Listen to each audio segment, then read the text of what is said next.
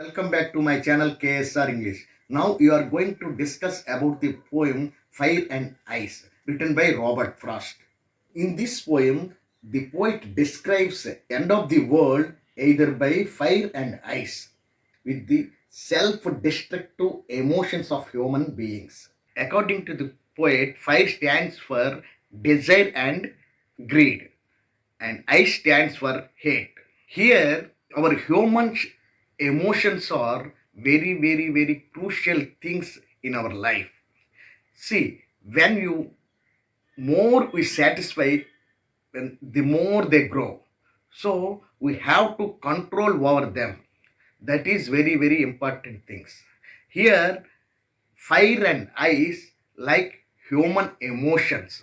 So these are all our human emotions also destructive things of human beings, same as fire and ice also destructive things of end of the world.